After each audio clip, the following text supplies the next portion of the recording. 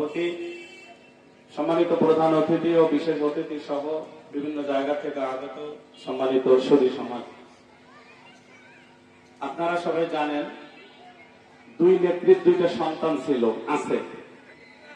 এই দুইজন বলেন তো কি চাকরি করে? একজন থাকে লন্ডনে, একজন থাকে আমেরিকায়। কোন চাকরি করে কি? কিন্তু একজনের সন্তান 15,000 কোটি টাকার মালিক, আর একজনের সন্তান 17,000 কোটি টাকার মালিক। একটু সুবহানাল্লাহ জোরে বলেন। কেউ বলছেন নাকি সুবহানাল্লাহ? এই দুই দলের পিছনে অনেকে জীবন শেষ করে দিয়েছেন। অনেককেই দেখি ইসলামের কথা বললে সহ্য করে না। আজকে দেখেন যে নেত্রীর জন্য আপনারা জীবন পর্যন্ত দেওয়ার জন্য প্রস্তুত ছিলেন, যে স্বৈরাচার সরকার, তাকে যখন বলা হয়েছিল আপনি চলে যান, জনগণ ক্ষিপ্ত হয়েছে।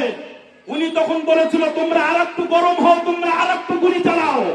এত শত শত মানুষ মারা যাওয়ার পরে যে তার নিজের ক্ষমতাকে টিকিয়ে রাখার জন্য আরো মানুষকে মারতে বলে, এই দল বাংলাদেশের কোনো মানুষ করতে পারে না।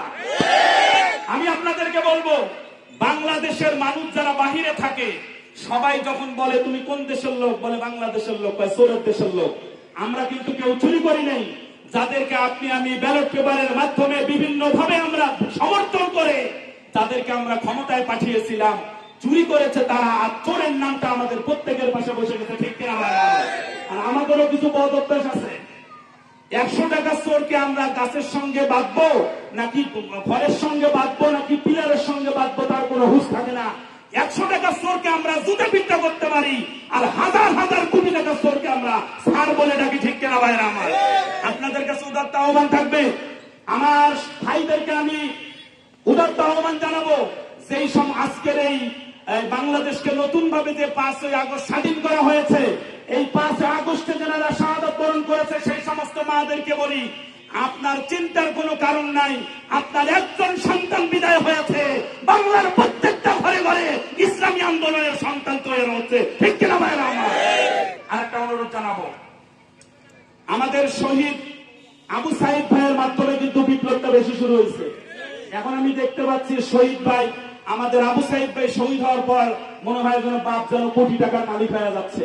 কিন্তু সকলের নজর রাখতে হবে, আরো যারা শাহাদাত বরণ করেছে তাদেরও খোঁজ খবর নেওয়া দরকার, যারা অসুস্থ হয়েছে তাদেরও খোঁজ খবর নেওয়া দরকার। বাংলাদেশে যত ভাইয়েরা শাহাদাত বরণ করেছে প্রত্যেকটা বাড়ি ঘরের খোঁজ খবর নেওয়া দরকার, ঠিক কিনা ভাইরা? আগামী দিনে আপনাদের কাছে যখন ব্যালট পেপার চলে আসবে, ভোট বাক্স চলে আসবে, একটা ভোটও যেন দুর্নীতিবাজদের কাছে না যায়। আগামী দিনে সব ভোট হবে ইসলামী আন্দোলনের ভোট। চতুর্দিকে দিক থেকে এই জয়গান তুলতে হবে। এতদিন যারা ঘুষখোর, সুদখোর, বেনামাজিরা, দুর্নীতিবাজরা পার্লামেন্ট পরিচালনা করেছে, আগামী দিনে সব এমপি মন্ত্রী হবে ইসলামী আন্দোলনে কোরআনের পক্ষে।